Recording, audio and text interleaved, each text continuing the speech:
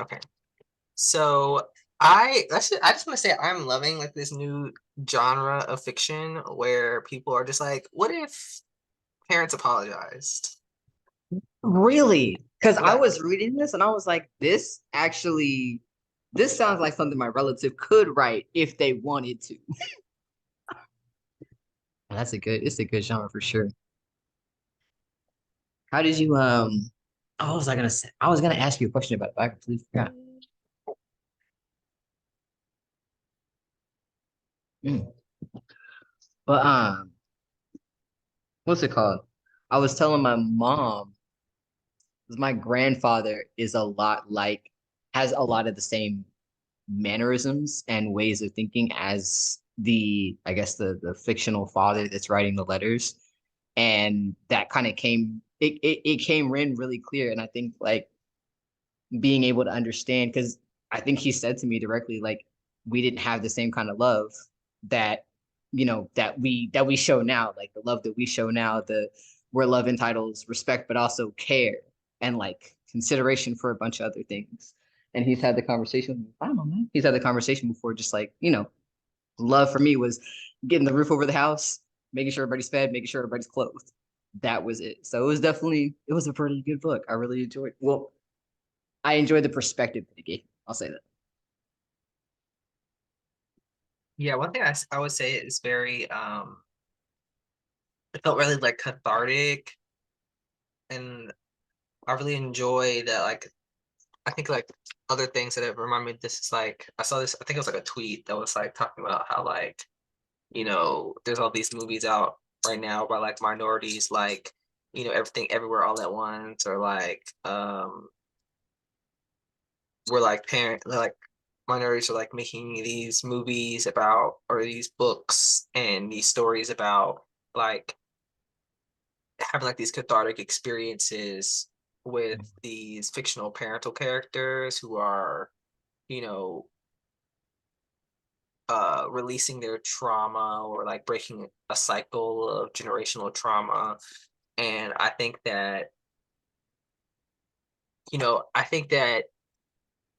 the perspective on this is a little different than maybe the perspective of something that I would write, because I think that I personally don't think my dad had it this hard, but like I don't know. Maybe he did, I don't know. But it felt like um I definitely could see like maybe I think I agree with you that I could see like maybe my grandfather having this sort of outlook, but I definitely don't have the same trauma with any of my grandparents just because they weren't as influential. Well, that's not, I wouldn't say that they weren't as, I don't know, overbearing on me as maybe some other people's grandparents were on them. So, uh, but reading through it, it reminded me a lot of some of the other books I've read this year, like Black Cake, which was it's just kind of about like this mother who so she dies and then she leaves this tape where she tells this story about her like adolescence and growing up and coming out of like the Caribbean and then moving to UK and then going from the UK to the US and all these different this really tumultuous past that she had. Um that story was a little bit more I don't know what the word is, but like it was more like it was a lot more going on maybe than even Mhm. this one. This one was more like his life was a little more ordinary than hers was. So it was just it felt more, it felt closer, and it does make you think about like I wonder, what my parents' adolescence was like because I don't really talk to them about that at all, and it just reminds me. Oh, I remember after reading that, I meant to have that conversation. I remember to like start having those conversations with my parents, and I just never did. So Hmm. Yeah, I definitely hear that. I ended up talking to my mom about this book. And we were talking about how like I've heard my grandfather talk about things as more of an obligation type thing, and that I think that's what like clicked with me first because I've heard him speak in more obligation terms. Be like, oh, thank you for doing this, or like, thank you for showing me this, and he'd be like, of course, like it's my obligation to do this, and I thought that it was more of like a his experience and no one else's, and so being able to read this and kind of see that like that was an like certain things were obligations versus certain things were like that's just the way, quote unquote, the way things were done, and especially just having the main character's father, I guess, be in similar situations to him. It definitely gave me a bit more perspective, and I think it gave me a bit more grace too, a little bit. And I think I'm working through how to put those things together in my mind and then approach him differently and approach our relationship and how we move and speak to each other differently. Just, I guess, reframe it more because I think I had a hard time seeing where he was coming from before. Yeah, I think that um reframing it that way is definitely helpful, maybe in personal growth or um but I think it's interesting that he starts off by telling us that this is completely fictional, that he never really got this experience with his actual father, and that, that sort of he like fit like he had to like imagine it. Mm-hmm. So like I think that as a framing device really close the story in this way is like it gives it like this sort of like tragedy sort of feel where like dang Mm-hmm. like he really like what could have been like what could have occurred if in either like maybe like either one of them had even like reached out. But I just feel like I don't know, it was just a really interesting read. It was like heartbreaking in like kind of like a good way. Like I don't know, it's I felt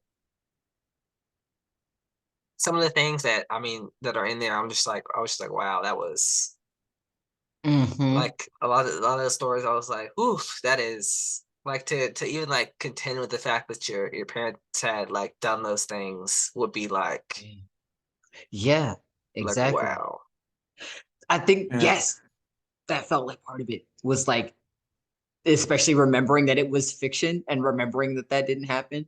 It was definitely, I don't think it necessarily, I don't want to say push the bounds of fiction, but it definitely, like you were talking about, like this specific genre and the way that this was framed, it definitely felt like it was leaning more into nonfiction territory with I guess I guess for me it felt more real with like the details and the specific, I guess, emotions that had been put behind them. And then I had to keep remembering like this is a fiction book.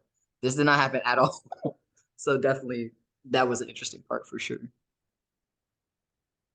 Yeah, and I think that when you're reading it and you're like, I think it sort of like serves the purpose of like reminding you that like you can kind of see like the buildup of like how that toxic masculinity sort of Mm-hmm. compounds on itself to the point where it got to and then like so like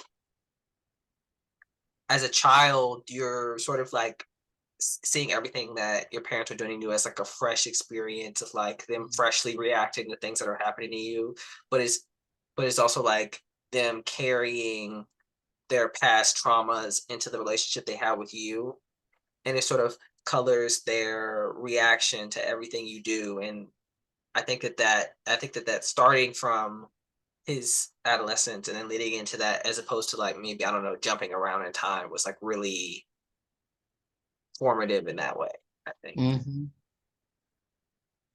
Yeah. It gave an arc for sure. I think that also was a little bit of something for me was that it was like it got wrapped up the like the story itself, the letters got wrapped up, but also like the closure, the imagined closure got wrapped up as well. And it got wrapped up pretty neatly too, and it was definitely I think when I sat at the end of it, I was just kind of like, I think that's what reminded me, kind of brought me back to the fact that it was fiction, was that it wrapped up so neatly, if that makes sense. Yeah, I thought it was also an interesting choice for him to like he starts telling this he starts telling the son's life through Mm. like the letters of like through like the perspective of the father, which is like really interesting, I felt. And then like to not have any response from the son throughout the entire thing. Like I definitely didn't expect that. I thought it was gonna be, I don't know, like a more I didn't know like what I thought it was gonna be maybe about like, like a son finding these letters, but it's kind of like I don't know, Mm. it was just really I just thought that was like a really interesting choice. Like and to like to complete it reminds me a little bit of like The Color Purple. I like that book. It's just written in a collection of letters, which is I think is Which he reads in the book, doesn't he? I'm pretty sure yeah, I think he that, Hmm. does. that Yeah, read The that's one Color of Purple. I completely forgot about that. Yeah.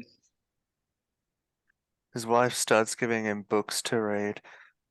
Um, yeah, the thing I sort of found particularly upsetting about the book was how the father was sort of expecting or like leaning on the child for like emotional needs.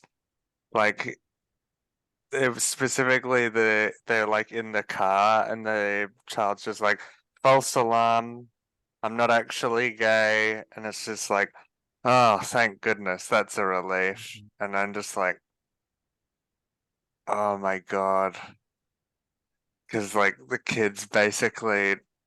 kids basically just doing all of this shit to manage the the kid is basically babying the parent in that situation. In order Hmm. to, they're basically like trying to stop the parents from crying, by like calling like 80% of the emotional labor of the relationship. And then eventually the kid just like vanishes from their lives and the parents spiral out because they have like and it's like sort of difficult, like because the parent also like because the dad pretty much blames it all on his grandfather, who was like a really it's so interesting because like the the way the dad sort of sees his grandfather, it was a bit difficult because it like skipped a generation. Because I'm like, it's not the author's grandfather, it's the author's great grandfather. But Hmm. the dad's relationship with him is like, yeah, my grandfather was basically like a weird alien, and I just didn't know anything about him other than the fact that he was hard as hell, tough as nails. Um, and that's how I wanted my relationship to be with you. I wanted you to also think I was an alien.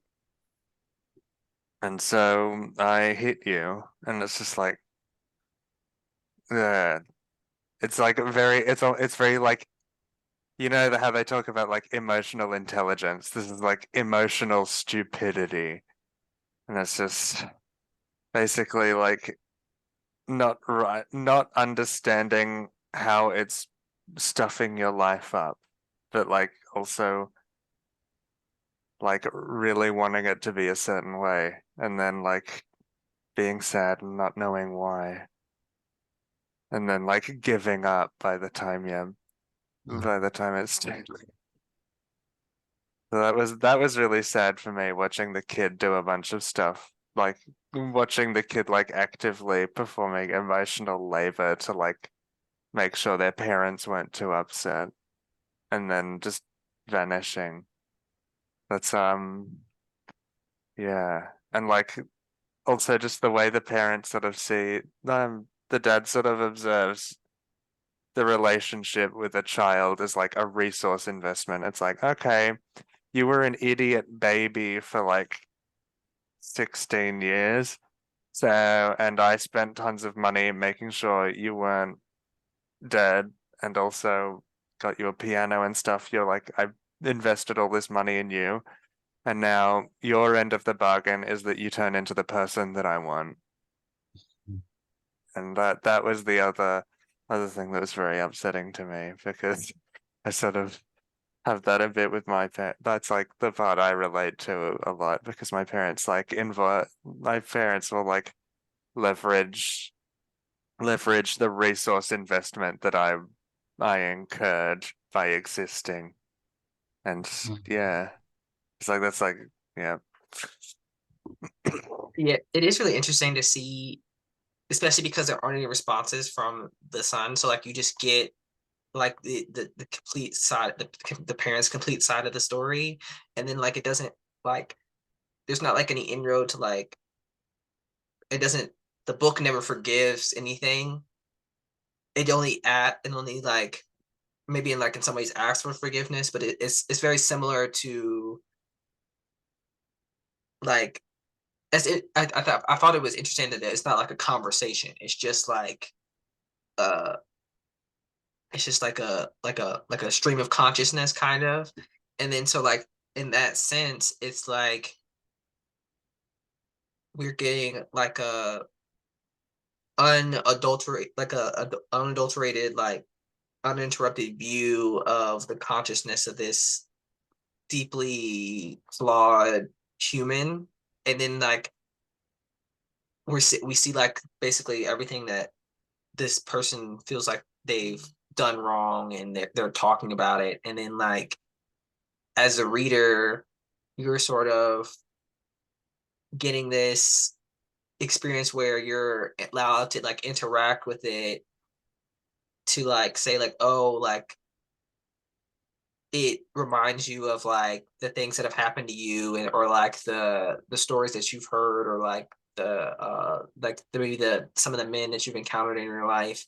And then you sort of like, I don't know, it's like there's like this weird relationship that it creates with empathy, where like you you like have the opportunity to empathize, but you also have the opportunity to not empathize, to like say like, no, I think that, parts of this story are, you know, unforgivable, but it's also like, you know, because it's not happening to you, it also is like creates like you can kind of look at it as like this third party and say like, I wonder if I would be able to forgive this person, or I wonder if, I would even want this kind of closure from my parent, like if Mhm.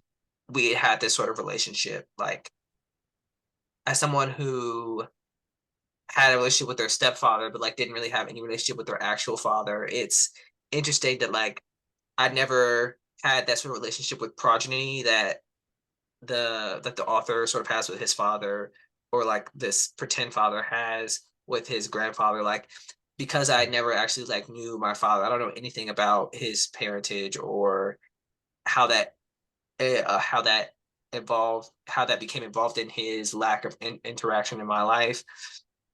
And then so like in some ways I can relate to the way that there's like this imagined history with the father. Like you have to kind of like make up your own you kind of have to like make up your own, I don't know, mythos about your father, because there just isn't one there. There's no offering. There's no you have to make it up, because there's no other way to get that information.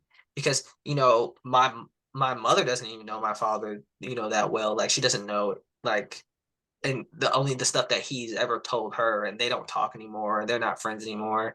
And so like, and he doesn't really make that much of an effort in my life. And I have other siblings that he interacts with more, but even they don't really have that kind of relationship with him. So it's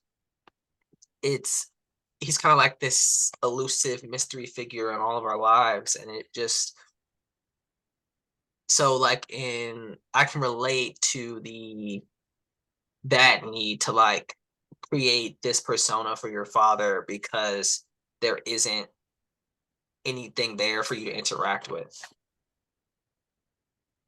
Yeah. Yeah. I think For me, I really enjoyed that we didn't get any response from the son. And I say enjoyed in particular because I've always had a really hard time like blocking people, just cutting them clean off, even when I know I need to. And it feels like the silence from the son gave way to, I guess, or I not necessarily gave way, but because the son would never respond, the father kept writing the letters. And it felt like if there had been a response, maybe the tone of the letters would change, maybe something would have changed. I feel like because there was no response, we were able to get whatever, obviously this is a fiction, but it felt like we were able to get candor that wouldn't have come if the son had at some point kind of written back at some point. I feel like that silence was like, this isn't good enough, actually. You could write me this letter, or like if the son may receive the letter and it's just like that's not good enough, there's still silence. And then I guess like touching back on my wrapping up part, like the last lines: live your life freely, Isaac, rise above our history and be your unapologetic self. Just remember that I meant well. Even in my failure, I truly meant well. And honestly, I could see Isaac reading that and being like, okay, congrats, you meant well. You were still kind of like a piece of shit dad, honestly. And so it was definitely a journey, like you said. I think I was on I was on the side of empathizing, and that like as the father kept telling his story, it made me better understand why he did and said what he did and said. And also I probably wouldn't forgive him. Like if this had been my father and he had like laid it all out, like, oh, this is why this has happened. This is why this has happened. I'm like, okay, it makes sense. Really sorry stuff happened to you as well. And also I really don't give a shit because now I got to deal with the shit that's going on in my life, right? And so it was interesting, I guess, because it was a wrap up in that like, the father passed and he had said his piece, he had wrapped it all up, he had given the closure that he wanted to give, but also it was interesting to see that, and for me to see that and then feel the same way that I felt in the entire book, which was still, no, I wouldn't have forgiven him. Like I would not fault Isaac for not forgiving him. I thought I would maybe waver, fluctuate on that throughout the book, but I felt pretty consistently like whenever he would just say like, "Oh, I need you to know I meant well," or like, "I know this hurts to hear, but I wanted you to get the full story." It felt like, at least for me, consistently throughout the book, I was always in the position of I understand how you got there, and also I would not forgive you. So it was interesting to see, I guess, to be so resolute in that throughout the whole book. I wasn't expecting that from myself, at least. Yeah, I think it's interesting because obviously the actual author he had a very similar response to you to his actual father, right? He never reached out once, even after his dad got Alzheimer's. He said he kind of wished sometimes that he'd had that, but like Mm-hmm. I mean it didn't happen, you know what I mean? So you kind of have to. And I think that sometimes we never get the luxury of closure. Sometimes we want closure, but the other party's not recipient of not Mm-hmm. I don't know, the other party's not giving it.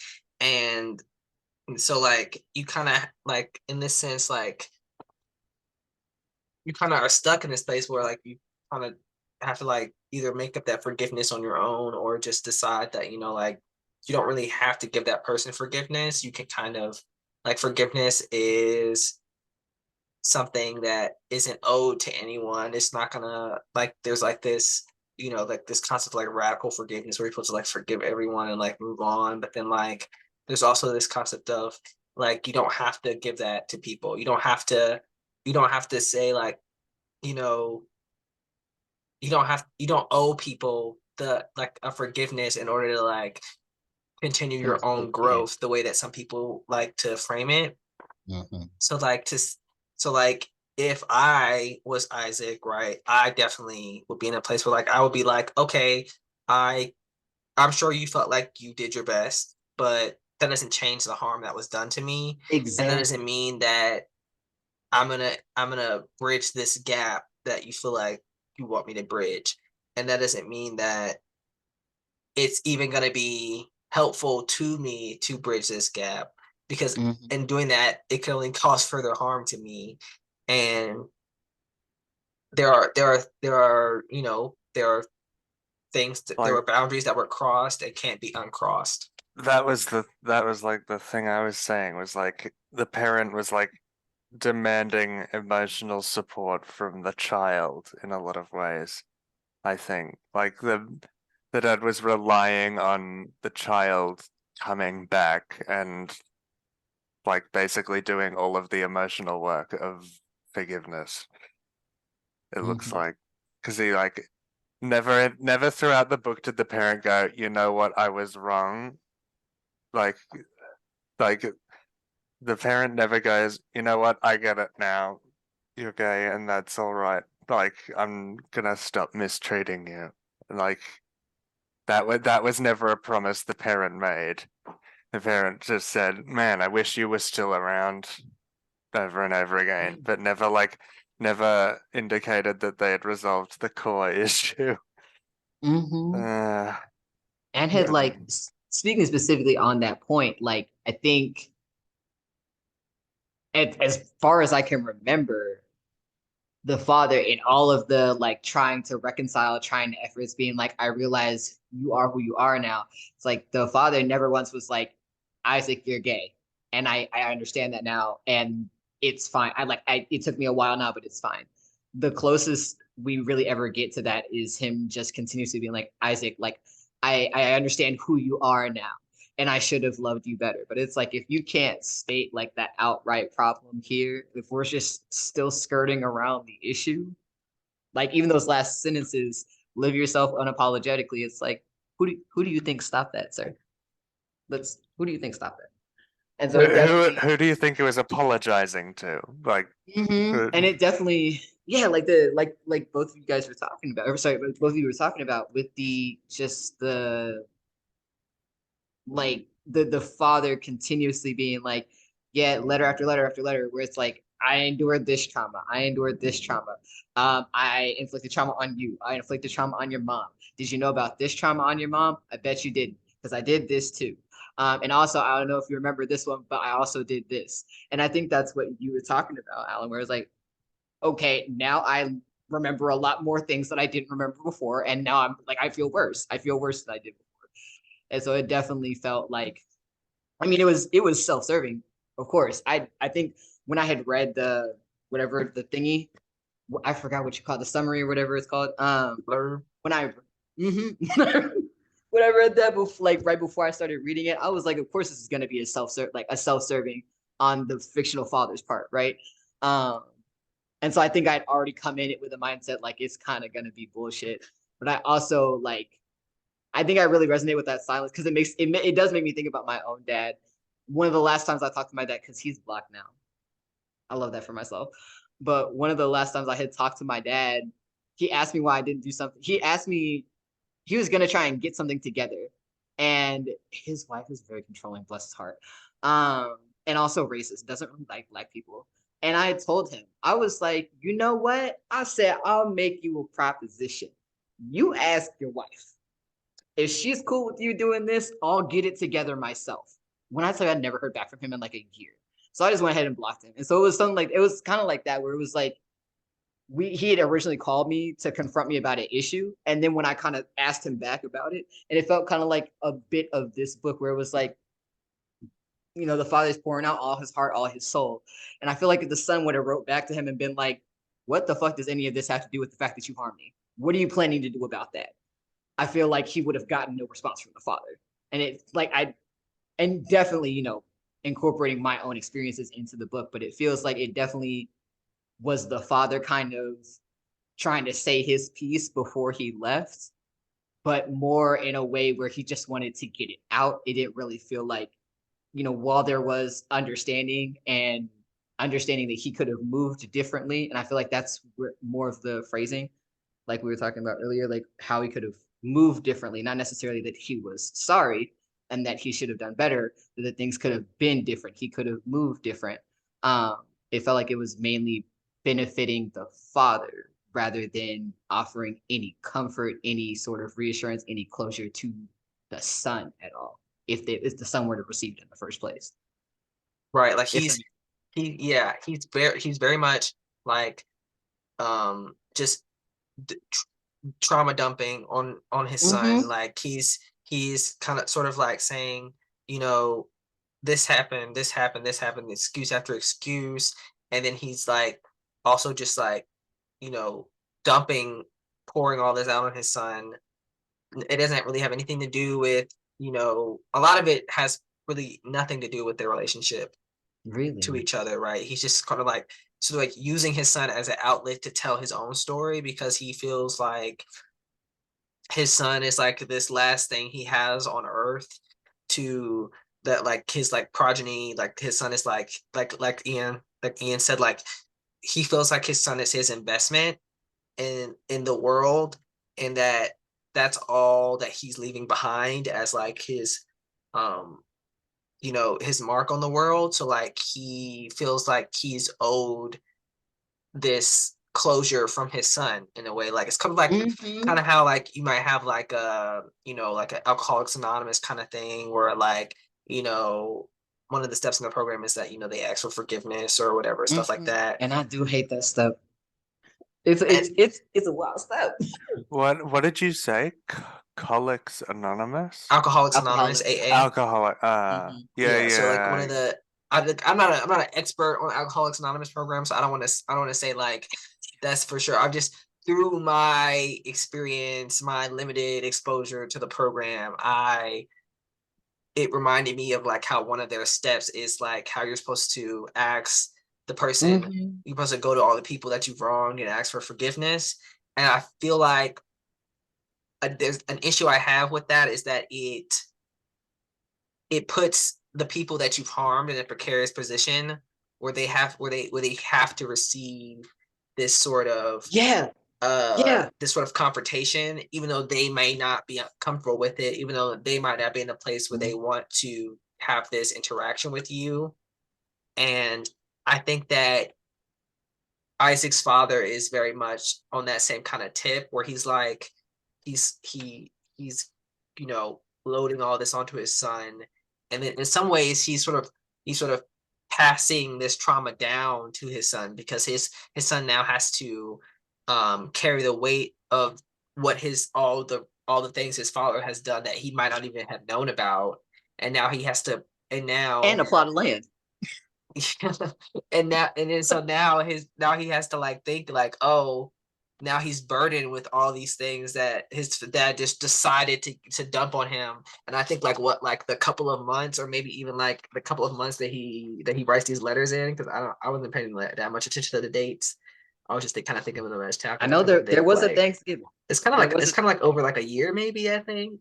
Like he's mm-hmm. writing these letters. 'Cause let me see when was the last one? The last one was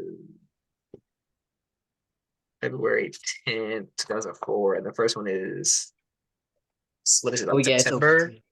it's a bit of a year because there was a Thanksgiving at some point too. Oh, actually, I think it's actually less than that because it's Mm. November. Yeah, it's only a couple months. It's like 6 months maybe, or 4 or 5 months because it's November Oh yeah. Wow. So, 2003 so it was just over the winter. to Oh, and the winter's the February. worst time too. This makes so much sense. Literally, he just Why locked is in he his just house over writing the to his winter. son Like in he the ain't got dead of nothing else to winter? do. Got cancer. He's like, let me just write these couple. Let me write this. Let me just write a letter every Literally. day Yes. I wanted to say, or like every couple days. as That's someone crazy. who, yeah, and as someone who was like in Wow, and I didn't out even of I didn't even clock that at first. That is it. kind of crazy. Mm-hmm. And like the just like touching on your sixth and seventh step point, like what you were talking about, I definitely had trouble with those steps because the way it's phrased is like and well, I guess the way it's phrased and the way you're quote unquote supposed to do it is you like make the amends from your perspective, like literally from your perspective, and then you're supposed to leave. That's it. You're not supposed to wait for anybody else's to respond or anything. But at the same time, the part about it that even when I was actively in AA, the part that I felt was kind of was that it encouraged persistence. And I like when you said that step, that's exactly what my brain went to thinking about the book specifically, because it was like if you ask someone if you could make amends to them and they like weren't ready or they were like no thank you, you were encouraged to try again. Like just reach out again, like in a couple months and be like, hey, is it okay if I make amends now? And like I never did that. When I asked somebody and they were like, no, I'm good, or like, no, this is not a great time. I What do I look like badgering you to make amends? That doesn't make any sense to me. But that's one of the things that they had like that's one of the things I noticed was I don't know if it was necessarily in the like the big book or anything, but that was something that I noticed where they were like, okay, if this person didn't want to make amends right now, just try again in a couple months. And I'm like, I'm not about to hound someone to talk to me so I can make amends to them. That sounds very self-serving. And that's definitely like, I think that's like when I started noticing, I thought it was going to be one big letter. When I started noticing that it was like letters over time, I was like, if you don't leave this man alone, like leave your son alone. Why are you badgering him with trauma and being, or like those last couple letters when he was like, I'm still working on being proud of you. I'm not proud of you yet. Like, what was And, the and, point of and that? what did he need to know that for? Like, what did he need to? You're the one That talking was about. So sorry, so I'm trying to foul. make Like, amends. I'm not proud of you. Don't think I'm that far, but I do yeah, want to just in say case you were wondering, I actually don't really like you like that for real, for literally, real. I don't like you. I'm not proud of you. Living your truth, huh? Also, you got a plot of land, huh? That's got graves on it. Also, Huh? you It, also you've got a plot of land. That's it, useful, at least. yes. Like And he's in like, a I hope you can completely, grow up and like be a man Like, and you keep also that kind plot of of could have land. left that in the will. Like, okay, like, yeah, Hello, the literally. Because what if Isaac moved, right? Like, and mm. this person gets all these letters and decides to open them. And the last one is like, I'm not really proud of you, but here's your plot of land. I'm assuming that the mum is still alive at the end of the You know book. what? I didn't even think Was about that. she? Oh no, she passed away from cancer yeah, she midway passed through. away. She passed Oh, away she before him. did. She Yeah, she Hmm. did. passes away before he Because does. she doesn't tell him about it at all, and Yeah, then and she had it's just told the gone. father to mend their relationship. And she was like, y'all are gonna be all you got when I'm Yeah, gone. And then I the think the father mum. took that literally. Like no, Mm, Isaac sounds happy and content doing whatever he's doing. He talked to his mm, mom from the dead about where you remember that little dialogue when he was talking about he was I think they had already carried the mom out and stuff, but he was just in the mom's old room and he was talking about how he had found someone and he was so beautiful. And then he like I remember the father had echoed the line a couple of times because it stuck with him when he was like the son was like, Dad has his own life and I've got mine. I don't think he wants to be a part of mine. And he was like, I don't think you knew that I wanted to be a part of it. Then stop hurting your son, bro. Like it's a mm. very simple step forward. And we still haven't taken it. Instead, we have a book of letters. But yeah, we got yeah, the to talk about the earlier parts of the book that were like really upsetting. Mhm. Um, where it's just like it's sort of like his relationship with Esau, um, and how like how like Esau is sort of like tender, like physical but tender with him. He says, I liked it when Esau used to like touch the top of my head and stuff like that. And then Esau sort of passes away, and it's sort of like symbolically his capacity for tenderness and like intimacy with like other people. Mhm. Um, it's like when Esau dies, that's sort of like that part of him dying, and he like names his son Esau, and then says, and like there's the later parts of the book where he's like, I can sort of understand why you might like men because like I used to like watch Esau when Esau was like bathing and stuff like that, which is like a bit weird and like almost like what you'd describe in the modern age as an overshare. But Mhm.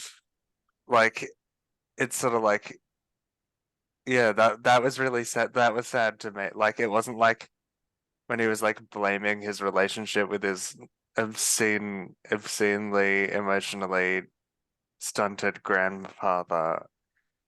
Um, it was like the thing that like made me sad was like how he like leaned a lot on Esau for like emotional support, and then Esau died, and then there was this several decade period where he had absolutely nothing no kind of like emotional outlet. And then he has this child, and he's like, okay, child, it is socially acceptable for me to have an emotional relationship with you, and you're gonna do all of it. So, um, Yeah. It's yeah, and he like what? Well, he like wanted to name the child Esau and stuff like that. Yeah, that was the hardest part of the book to me, I think, was like watching that part of the dad die in real time. yeah, and And it's like like how when his brother dies, the grandfather's just like, damn, we have one less field hand now.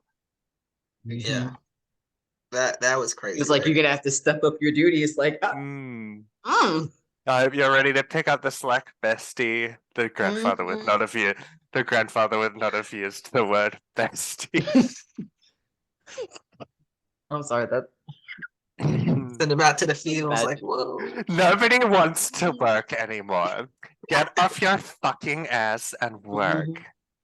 I think like tangentially with that part when he went back, when the father went back to the land and heard from, I don't remember who it was, but it was the dude who was like, he said he was old when the father was a kid or whatever, and he was telling the father about what happened to his mom and how like his grandfather just put her through hell, and she just persisted, like the way she just kept being and just kept existing seemed like an affront to him in general. It was just that she kept existing as who she was. And I think just having this conversation right here, it's like making me think about like the type of pick me, not the pick me movement, but like just the analysis of it, how we're digging deeper now and just talking about how, like, you know how you have like the tweets and stuff where they're like, how are the alpha males that want submissive women and the pick me's, like, how are they not linking up? And people are like, well, because the alphas or whatever, they want to make someone submit. They don't want someone who's already doing what they want them to do. They want someone who they can force to do that. And thinking about that, and then thinking about that in the context of what happened to his mother, I was like, that actually makes a lot of sense. Mm. And when he was talking about that aspect and talking about how he thought of his grandfather as a different person and then realized that's probably how his son thought of him. And then we had like another quarter of the fucking book to go. I was like, oh, this is a mess. This is just a mess. Because like the fact that he had that huge revelation and then still had the nerve to be like, well, I'm not really that proud of you. You're not really much of a man. But like, please take that plot of land and love me. No, Mm. no. And like there's the yeah. When he like he's describing the situation where he took his son out to the plot of land. This was like after he's like had that traumatic experience after, well, inflicted the traumatic experience on his kid for being in the little orphan Annie play.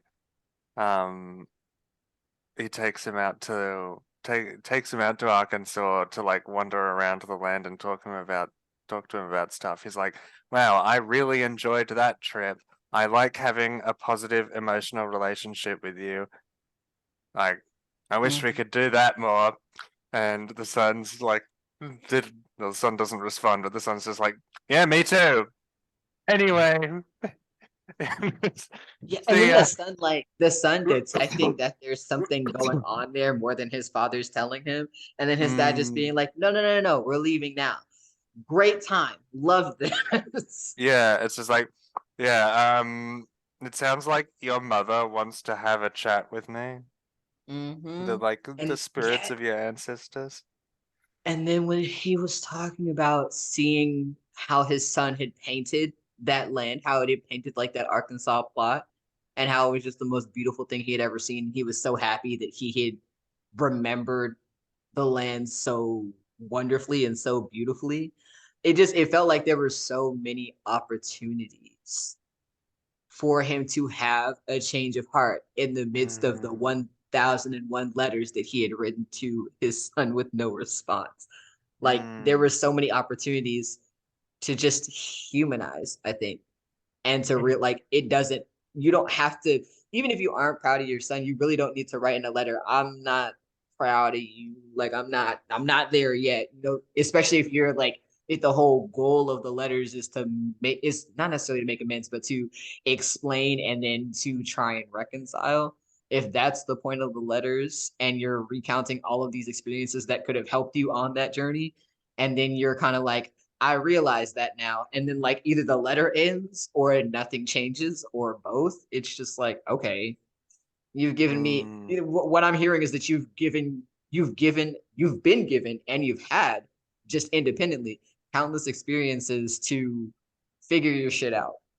And none of that has happened. So it's I just, think there were so many points where I was just kind of like, I don't know what it's to just like, do. I don't know what to do for you I right here. wonder what would have happened if this guy had gone to therapy. Child. He They would have didn't have, terrorized the therapist. He probably would have just terrorized the therapist, honestly. yeah. He probably would have It's just just, basically did the same thing with a therapist that he's doing with these letters. no, Just the just therapist trauma is just dump. like, yeah, because he does a lot of like pointing fingers specifically up the like ancestral chain at his grandfather. And it's so, yeah. It's so weird how like generational trauma works because like this is something that like my mum's been doing to me recently. It's just like going, well, my parents weren't that great, and I'm just like, It's damn, It's like a real. thing that That's the happens to the people as they get the, older. They the just like have cl- this affinity for just telling you everything that's traumatically happened to them. It's yeah, like because they start to yes, feel bad about the way because that they they treated want you. the they clip. want the remorse to outweigh you asking for anything else from them. It feels Mm, like they'll be like, oh, "Oh, woe is me, woe is me, woe is me, woe is me." So you understand why I did this, right? And I'm like, me understanding how we got here and me like still not wanting to deal with you because of that are two very different things, it's and they just can like actually happen at the same time. We're I'm actually wondering what happening, I'm. like we're having them happen at the same time right now.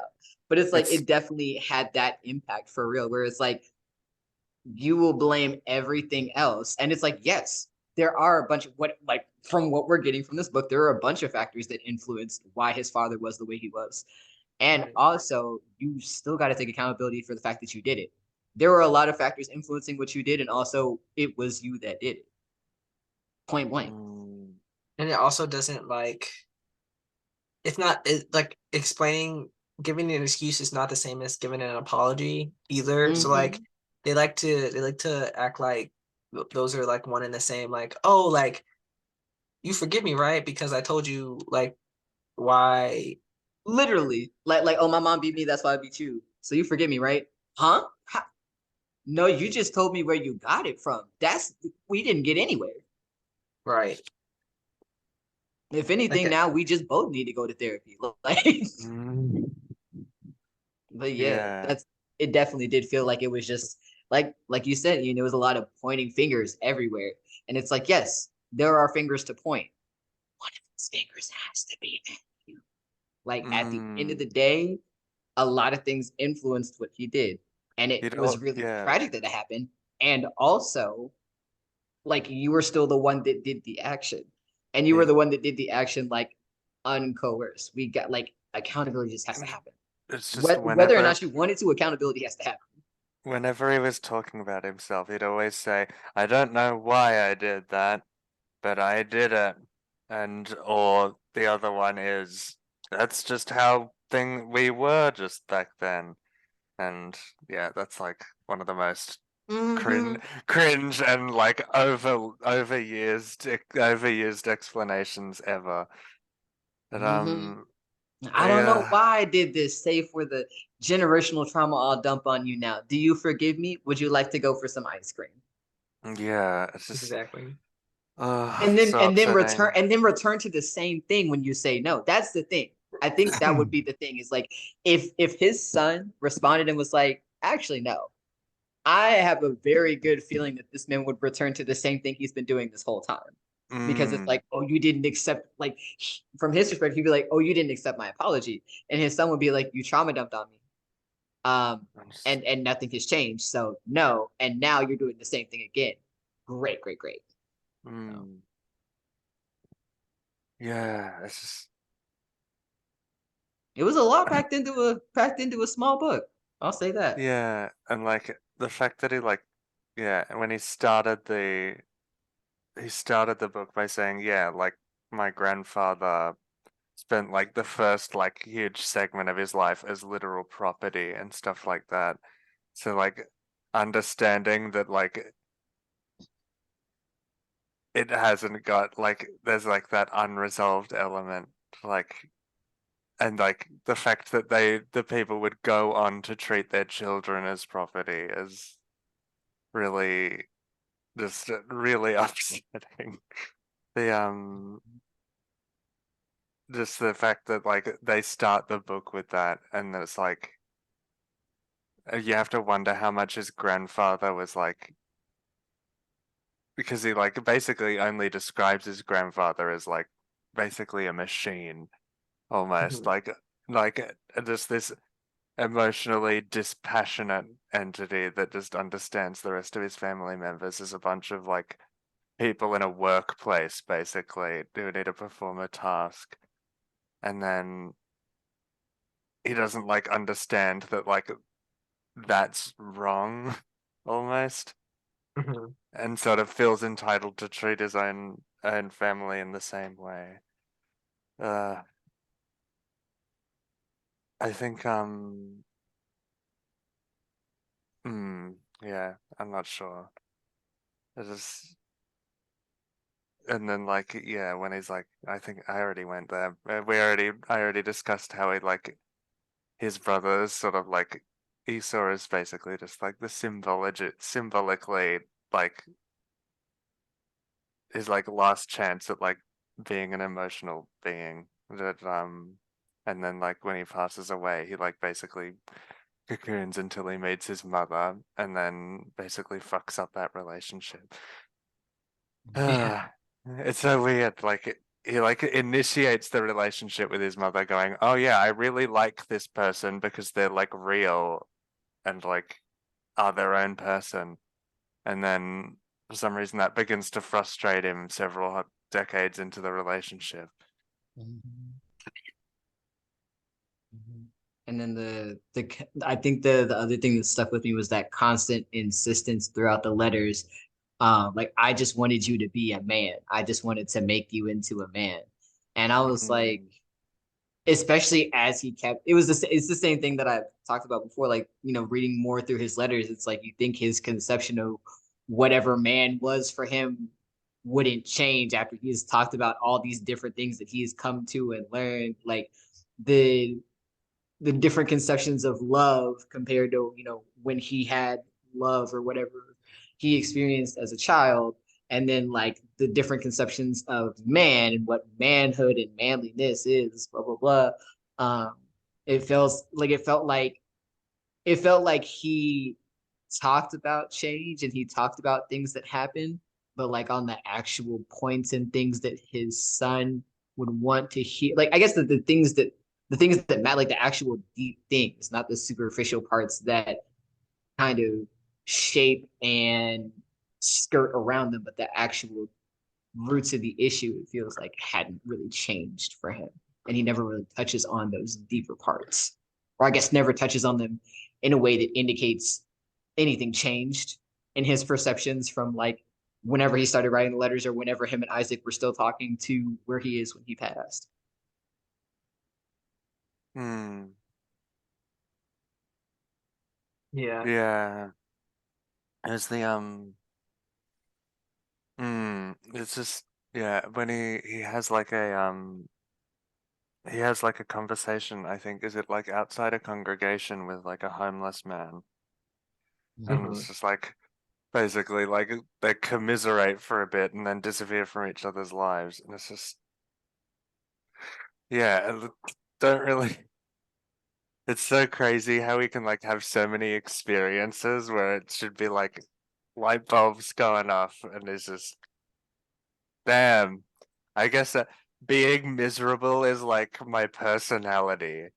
And it's just that's not like depression is not like a personality. Like that's something that like you need to stop being that, which like I guess goes back to my previous point of just like, man, imagine if this guy went to a therapist, but like I was maybe actually more. honestly surprised by how little like religion played a part into like the. Mm, I was actually surprised at how little like religion played a part in the story. I thought like we were gonna get like mm. this because He it was almost like an older never, character. he Hmm. basically I would never mentions God or anything throughout the whole book. It's almost like he's almost like an atheist. yeah I think that I think that he has like this sort of um this I guess like this atheistic like work is kind of like his religion like so like as he is unable to do that work as he's like in this state he's in right now he's like sort of like constantly talking about how weak he is and how feeble he is and how close to death he is and it sort of it's interesting that like well I guess that's probably because at the beginning he says that like he never really forgave God after his brother died and he like after he they like prayed and prayed for like salvation for his brother and it never came so like he kind of felt like he sort of He was like, he "That's sort of done." associated religion with like a waste of time after that I guess Hmm. Mm, which is interesting. Yeah, yeah, yeah, I want you never find out like what could have been if he's like if he's like if he had, that's the other thing is that he doesn't have any siblings after that point, and then his child also doesn't have any siblings either. It's just like a single link chain down the family line basically. Mhm. It's like that's very interesting. I wonder what like could have been. Mhm. And he talked about that too. About he was like, I think when he was finally coming to terms with Isaac being gay, he was like, "Oh, my lineage is just gonna end with you, and I hate that." Mm, I've Hello, uh, I've had that and I've you had want to that write these conversation letters with my as parents. reconciliation? I've subtly had that conversation with my parents because like I have two Mhm. sisters. One of them's just recently tried to have a baby. Uh, but yeah, it's just the like thing about like oh yeah, the family line has to keep going on. But and like that's somehow like emotionally important to people. And it's like Mhm. yeah, I don't know. It feels less important when like you don't even know your grandparents that well, and like your relationship with the people you do know in your family line is not that great. I think your priorities change. It's like, yeah, Yeah, yeah, that um, namesake matters to a lot of people. I know definitely. Like I've seen people whose moms are like, no, I don't think my like had told like the father of the child, like, I don't want my child to have your last name because you've not really been present. And then the father's like, well, that's not my kid then. Don't ever contact me again. Like that's not my kid because that's not my namesake. And it's like mm, that's what you're doing with that. Okay. It's definitely it was interesting, I think, just seeing it was I guess it was interesting to see the father both mourn over those things and then not come back around to the point that he was seemingly trying to make that like he wanted to reconcile it, like feel the love from his son because it's like you're writing your son telling like oh man you're never gonna have kids, you're not continuing my family line, I'm not proud of you, you're not a man's man, I should have beat you more. I left you a plot of land. Go be great. Like I don't. mm, You're giving all these things in these 3 months of letters, and then here and there you're like, oh, I want better for you. I hope you understand what I'm talking about. The letters are mm. getting burnt, pops. I'm sorry. Yeah, You're getting burnt in the fire pit out there. yeah, it's like I said, like the child serves as like an emotional need. Mhm. Like people want like the aesthetic of like a good family life, but they don't want to like in the work. And Yeah. that is a bit of what we see in this book is just like, Oh man, I really enjoyed hanging out with you in Arkansas when I went around and told you about our family, the history on our plot of land. That was like one of my favorite things ever, and I really liked how you drew our plot of land. But here's all of these elements of you that are completely reprehensible, and I will never be able to live with. Um, anyway, I need you in my life because I'm really sad. It's Literally. like, it's just And like, it's like sad and at the end of their life. And it's like mm, I think that's the part of I think that's also the part of it that's just kind of like a gag for me. It's like none of this would have really come about.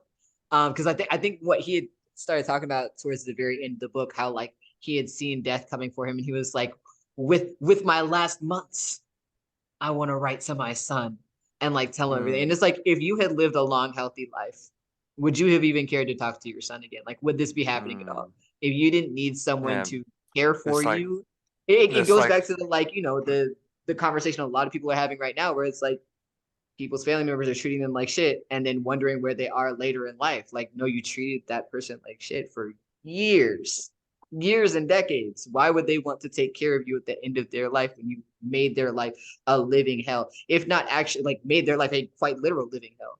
And I felt like it kind of was the same thing. Like this man is writing through his yeah, like this writing through it's cancer, like eventually taking his life. And it feels like if we had not got like if he had not had that happen to him, I don't think we would have seen any heavy quotes on reconciliation. We wouldn't have seen a reconciliation effort at all necessarily until he realized that he needed something. He needed care, he needed love, he needed someone to help him out. And then the first thing he was like, well, let me write to my son first. And so it felt like the whole thing, I think you were talking about with that emotional burden. I think it also was a physical burden. Like he was trying to write his way into his son coming back to help him at the end of his life. mm, Um, and it's mm, like all these different pieces are definitely like it tugs at the heartstrings for sure. There were some parts where I just had to close the book and be like, I god damn, quite honestly. Yeah.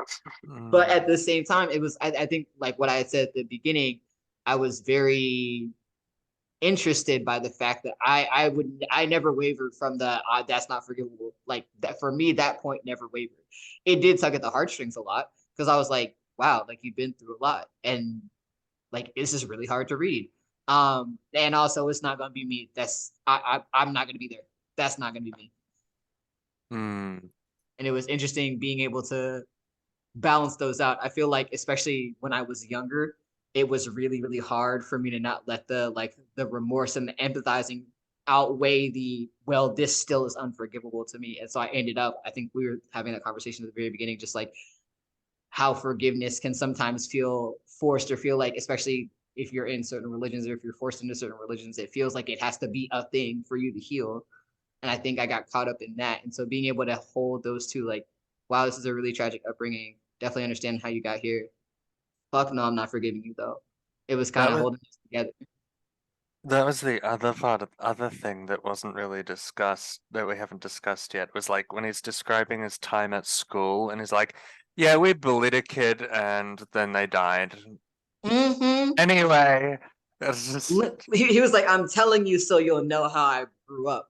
And I'm like, well, now it just makes more sense and why it's you like, hurt your okay, son. Like, and makes even also better. like why you never he like sort of like separates himself from that. Like he doesn't like observe himself as like being exceptionally responsible. And Mm-hmm. it's like It's like he describes that himself is some being there, like, yeah, like that's he's some there, like but he's not. prime reasoning to never come back. Like yeah, I have like a kid's blood on my hands and like he was guilty of the crime of being too pretty. Mm-hmm. So we abused the shit out of him and then he died. And it's like, what the fuck? And that wasn't I was like that the letter What's could your have ended son with supposed to do? What is your son supposed to do with that? Other mm-hmm. than go, all right, definitely not going back. This is like, Exactly. this is good. This is contain all the ways you've treated me before I was even born. You literally cause someone to kill themselves, like, Exactly. Like or take it's their own lives. it's wild the amount of selfishness, honestly. Yeah, it's just, And I mm, think that's I feel like it might hit home or touch a bit of our lives in different points for all of us. And I think that was definitely why I had to keep reminding myself that it was a fiction book. And also just it had notes that were like, I've seen those type of things play out, or like I've seen this type of thing play out. And so it was interesting. It was interesting to see it in mm, a fiction element for sure. Because this is one hell of a fiction. I'll say that. This is yeah, definitely quite a Mhm. concept to bring to life. yeah, I don't know. It's so tough. Like, 'cause in some parts of it, I was like, oh man, this poor baby, and I'm like, hang on a sec, this guy's like literally the person's dad. That's Mhm. like at Yeah. some Like point, it so would be poor baby if he had changed or if he wanted to like actually do yeah, better, but no, he just Right. wants it's to keep like, being a piece of shit. I don't know what you want mm, me to do. yeah, Like because if he's anything, like, I would keep these letters. Like on the off chance that he ever showed up, I'd be like, do you remember when you told me all the horrible shit that you put me through? I can yeah, read it to you because you wrote it to me. What do you want to do about yeah. It's also like the lack of growth in the The that? other character. thing, the Yeah. other subplot of like how his dad killed his mom. What happened to his like direct father? Like not his grandfather, but like his I think direct he father. fled. He just He fled. disappeared. He just murdered. He just murdered the mum. Yeah, no, yeah. Should I Mhm. be using more censored language if this is going to be put on YouTube? He unalived the mum and then disappeared. And like it was like you were saying, like how they want someone who they can basically break in, not someone who's Mhm. already broken. And it sounds like that was the case with his mother as well. The person writing the letters. It's difficult because it's like, yeah, Yeah. but like, and then like listening, and then his grandma saying, if I could do it all again, I probably wouldn't marry a grandfather." And then the grandfather's just like, "Here's what Yeah. it And is. and and This he is." had a hand, like he pushed her off the top of the barn. Like, Mm, and I remember like I think reading that part and then them talking from there about how it just broke her spirit. It's like going from breaking her spirit to like taking her stand and being herself again once she got married. And then it just had a completely, like, not even a completely different outcome. If anything, it just had an even worse outcome. And so it was like, yes, her dad was trying to prepare her for a man and also the wrong man. Like just point blank period, the wrong mm, man, the wrong experience. Like this man literally broke her of her spirit. She gained it back. And then because of her still just being herself, ended up unalived by her own husband. And I think like you were talking about, like it just kind of ended up getting glossed past. It was like the dad wrote about it and then just didn't really think anything of it other yeah, than like he like had he no didn't think anything of insights his to dad. provide. That's the thing that got me. It's like he never really talked about his dad and how he felt about that because where we got from that story was when he started talking about how he feared his grandfather, or how he felt about his grandfather was probably the way Isaac felt when he thought about him. But he never really talks about anything relating to his dad. And even then, like just some of the stuff when he was talking about interacting with the son's mom, like interacting with his, I don't remember if they had divorced for all the way or not, but his ex-wife, when she had smacked him, and he was like, I wanted to sit you down and make sure you saw when I smacked her back, but I didn't want to do that right there, blah, blah, blah, blah. And I'm like, I'm hearing you tell the story of what happened to your mom. And I'm watching you do that same thing before you even knew about what happened with your mom. I'm watching you do the same thing to somebody else. You're detailing it. And then like you said, Alan, there's no growth. It feels like the detailing of experiences. And then he's like, well, shucks. Would you like to go Zero get ice reflection. cream if I ever show up at your house? Yeah, zero reflection at all. And that was really hard. I think that was the hardest part is like watching. cycles and systems be replicated. And it felt like at some points he Mm, would catch on to it, and then he'd be like, "Yeah, that's neither here nor there. Like that's not. It's not here. It's not there. It's everywhere. That's just what it is." mm. And if we can't, like, if I can't get you to understand it, this is a big part of what needs to change. What do I look like talking to you again? Yeah, that's like the hardest part is like that he's basically going to the grave with all of basically still being a child emotionally almost. Yeah, basically. He's like Hmm. that's like he hasn't like developed in any way in like several respects and he's about to his life's about to end. That's like that's very miserable. And Yeah. Very. Yeah. It feels like it's a, the further it goes on, the longer we get the silences and the more letters we get, it feels like it's a more like desperate grab kind of as time goes on. And then the last letter when he's like, if you get this, I'm already gone. And then like, be free, do what you want to do. And it's like, honestly, I could have, I would have been freer had you not sent these letters. But thank mm, you. Because I think one of the things, I think Ian, it was what you had said towards the beginning of this meeting, where it's like now, like the son's just got the burden of knowing all this stuff. And like the burden of knowing things, especially knowing things in this caliber, is so much. Because now, I think that would be the situation that I would be in. Like, I know all this stuff now. I have all this empathy. I still really don't care to forgive. I really don't care to interact with this person anymore. And never mind that they're gone. But like now I just have all this information.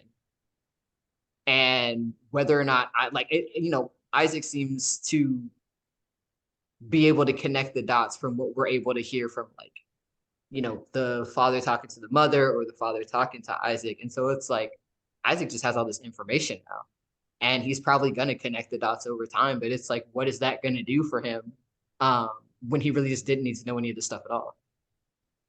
mm, Mhm. yeah. It's just mm, I guess there's like the off chance that he like breaks the cycle in some capacity that Child, he already broke the cycle when he stopped responding when to he his father. yeah, when he just left. That like Hmm.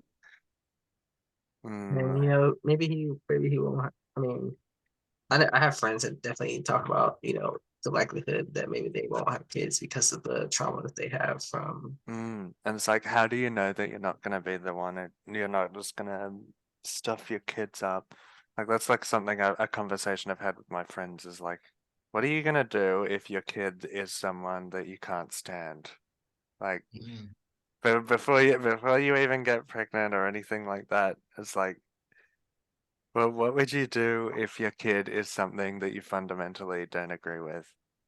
And like, yeah, that's like something that they've talked about is like, my friends are just like, oh yeah, what would you like? How scary would it be if like your kid was just like a really hateful person Yeah.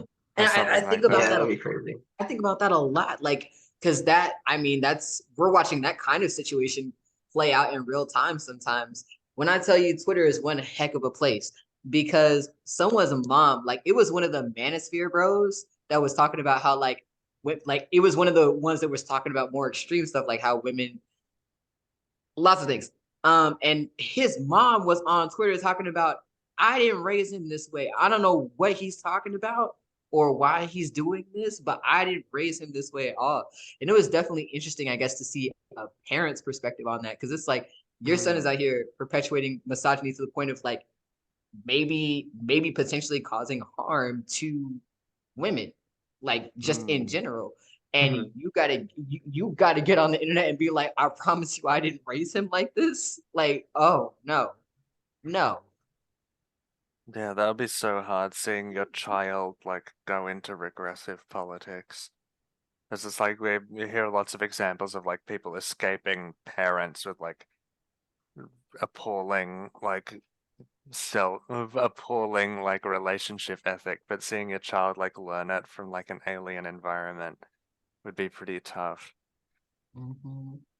Just I mean, we see it a lot too when like a lot of men that come from like single mothers households, they're like, "Oh, mm, well, why couldn't my dad or like why couldn't my mom keep my dad?" And I'm like, I'm not sure that you're y- entirely understanding what the issue was in this yeah, yeah, that relationship. maybe that wouldn't have been such a good thing or something like that. Mhm. Like, It's definitely and that's something I think about a lot is like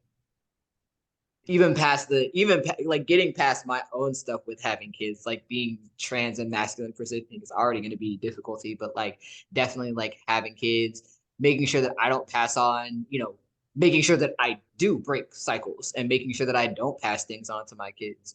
Um, mm, while also living in like an ever worsening hellscape. Because of course, like the like worst case scenarios are gonna bring out the worst traits in you at the worst times. And mm, so I eventually was just kind of like, I've done a lot of work and I'm going to keep doing a lot of work. And also, I think with the perfect storm of everything awful going on, it just wouldn't be feasible for me to bring a kid into the world and to be able to be the best parent for that kid. Even though mm. I've done all this work, we're in the best conditions for the worst things to happen and for the worst parts of people to come out. So I'm like, me personally, I don't want to take that chance. That's why I just have a cat, and she Yeah, does just fine. Like she does just fine. yeah. Mm, Yeah, like Yeah. part of me like really like wants kids. Like I think I really do want kids, but I think I have it like I part of me feels like I don't have that much trauma from my parents, but like also it's like because I just, you know, I don't really have one well, I only see it as having one parent and my relationship is very we've gone through a lot. So I think Yeah. that, maybe, it wouldn't be so bad. I don't know. We'll see. Yeah. I have to be in a place where I feel like I'm even in a position where I feel like I can do that. So it's very it's a long way off probably. So Well, I'm excited for whatever decision you choose. I'm excited for you. well, I think that is a good place to stop this one. So Yeah.